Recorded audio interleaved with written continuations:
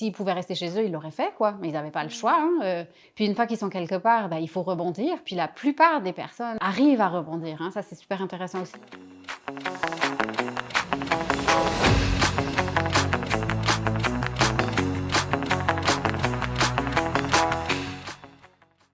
Je m'appelle Adèle Garnier, je suis professeure agrégée au département de géographie à l'Université Laval. Je suis aussi directrice du CELAT, le Centre de recherche culture, art, société, et je suis membre de l'ERICA depuis 2020.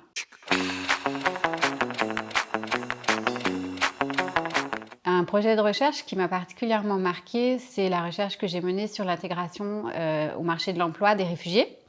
Je travaille beaucoup sur les personnes avec des parcours de migrants forcés et une partie de ma recherche dans plusieurs pays, en fait, en Australie, en Belgique et au Canada, ça a été sur leur participation au marché du travail.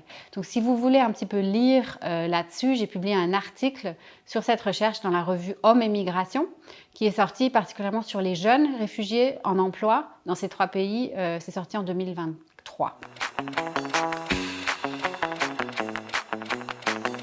Ce que ça met en avant, c'est que les réfugiés arrivent dans des pays, particulièrement en Australie et au Canada, parce qu'il y a plusieurs catégories de réfugiés. On est allé les chercher parce que c'est des personnes avec des statuts de personnes vulnérables. Mais quand ils arrivent sur le marché du travail, ben, c'est des travailleurs. Et donc là, ils ont accès à des aides de travailleurs, mais on ne les voit plus comme des personnes vulnérables. Il faut qu'ils s'intègrent comme des citoyens. Justin Trudeau a déjà parlé d'eux comme la nouvelle classe moyenne du Canada.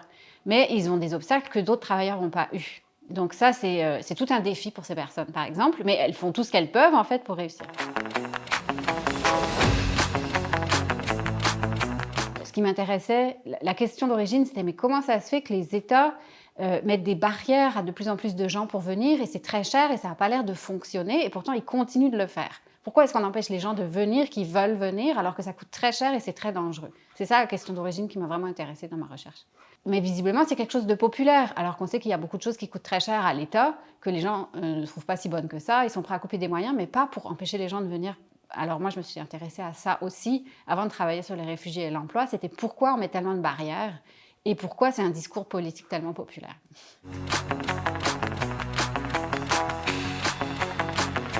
Ce qui serait vraiment important, tu sais, moi je travaille sur quand les gens sont arrivés, mais il faut vraiment aussi réfléchir à pourquoi ils sont partis et s'ils veulent rester chez eux. La plupart des gens veulent rester chez eux finalement, ça c'est quelque chose qu'on ne se rend pas compte. Il n'y a que 3% de la population mondiale, 3,5% qui sont des immigrants.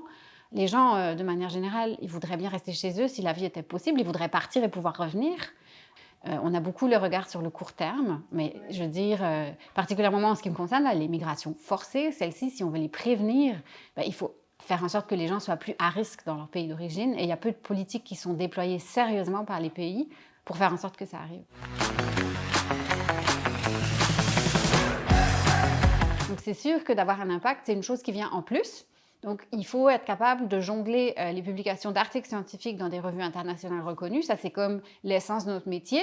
Puis le reste, ça vient à côté parce qu'on a envie d'avoir d'autres impacts que celui dans notre communauté scientifique. Ça va aussi, par exemple, par des conférences. On peut faire des conférences à des publics scientifiques, mais on peut faire des conférences plus grand public aussi. Donc si vraiment on veut faire des choses plus tournées vers des publics plus larges, ça, c'est un choix personnel qu'on fait comme professeur, je pense.